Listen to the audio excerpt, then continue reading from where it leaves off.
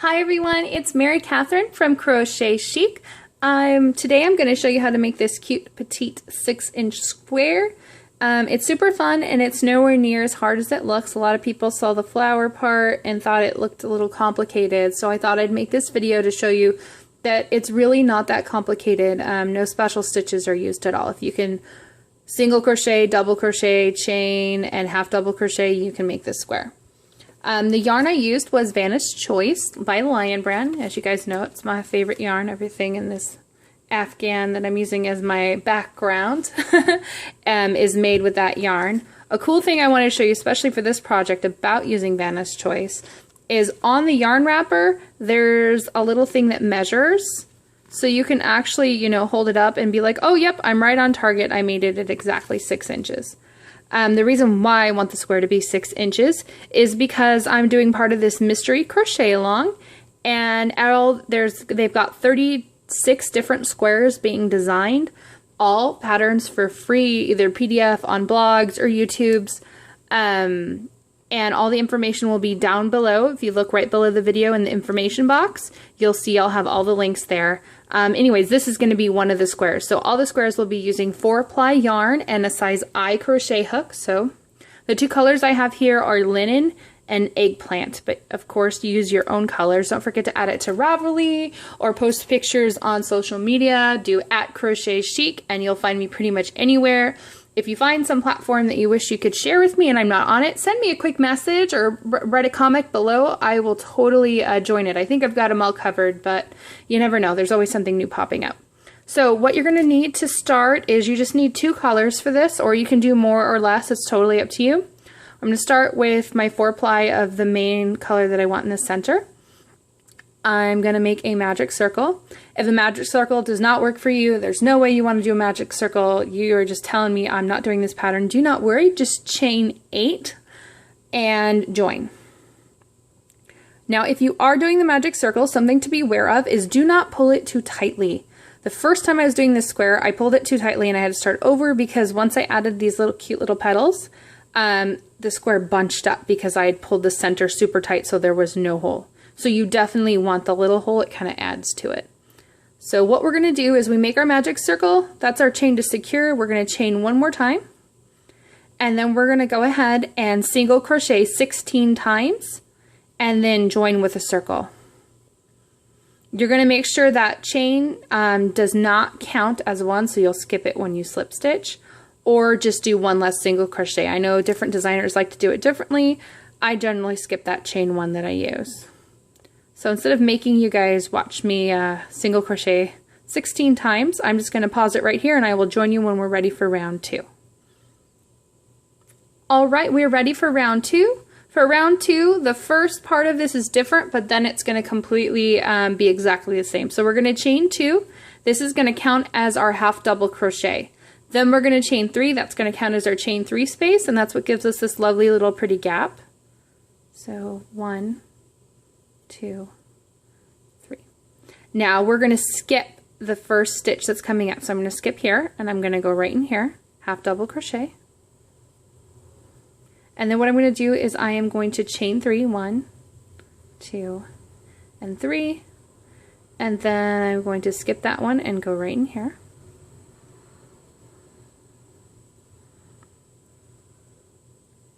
And there we go. We're going to just keep doing this.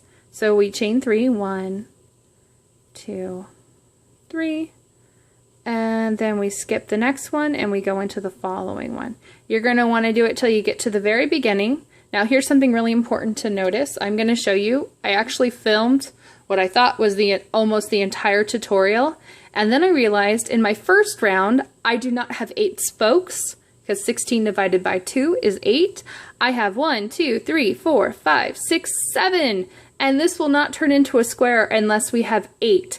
So, so you don't have to redo everything like I just did, and I'm the designer, so everyone makes mistakes. Make sure when you're at the end of this round, you count what I'm calling as spokes or your half double crochets, or as it's written in the pattern, HDC.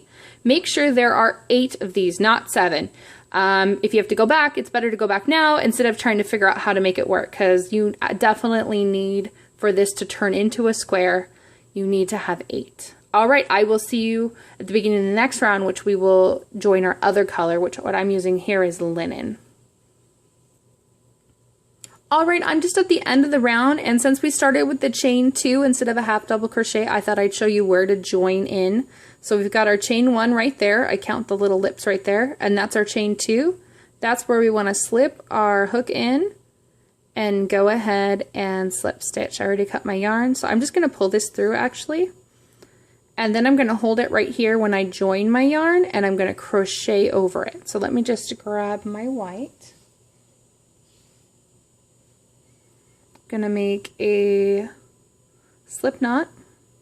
Doesn't matter how long your tail is. I always do extra long tails just because I think it's better to be safe than sorry. I have 2 children, 2 boys especially, that use everything I make. So if I don't make sure I have really long tails and everything is super secure, all my work gets undone, and that does not make me a very happy camper.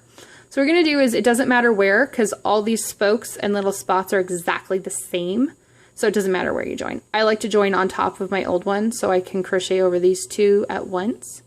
Just do a slip stitch, and every single chain 3 space will start exactly the same, which is really cool.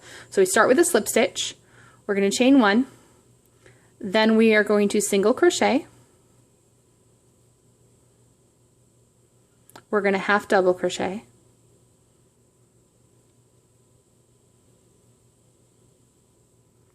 Then we're going to double crochet. Oops. Then we're going to go back down. So we're going to half double crochet and then a single crochet. Then we're going to start the next one just like we start this one, and every one after we're going to do is we're going to slip stitch into the next chain 3. Chain 1, single crochet. Also know that I'm no longer holding these back. I'll just sew these in at the very end. So we've got our slip stitch, our chain 1, our single crochet. Next we want to do is our half double crochet, then our double crochet. It just gives our petals a little more dimension than doing the exact same stitch. Now we're going to decrease again, so we're going to do our half double crochet, and when I say decrease, I don't mean decrease stitches, I just mean decrease in size.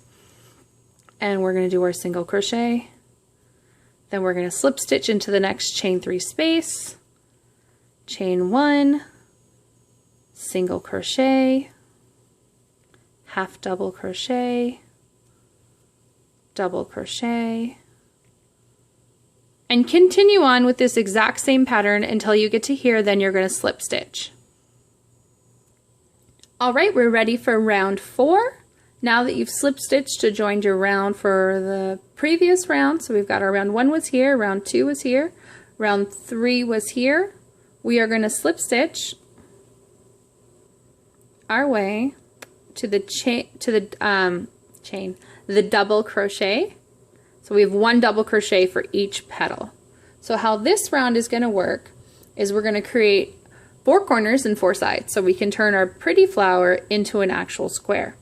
So what we're going to do is we're going to start with a single crochet into this DC.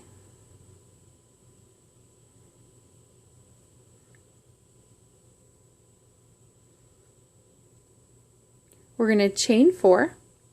1, 2, 3, 4. Now we're going to skip all the way over to the next double crochet. We're going to single crochet into that. Now we've made our first side. Now we're going to chain 7 because we want our corner to be bigger. 1, 2, 3,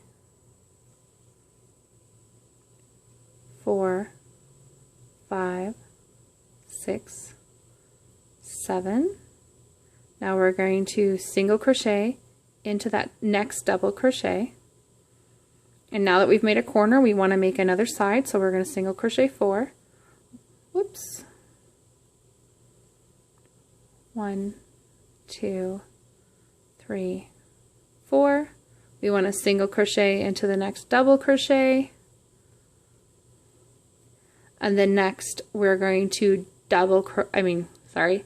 chain 7. You're going to continue this pattern around, so you've got side, corner, until you have 4 corners and 4 sides, and you're going to join with a slip stitch right here when you finish.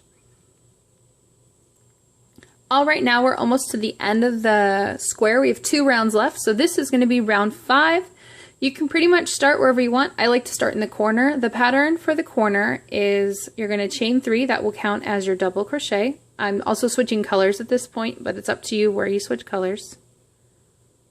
Again, I leave all my tails long and I just crochet over them. So this is going to count as one of our double crochets. So we're chaining 3, 1, 2, 3.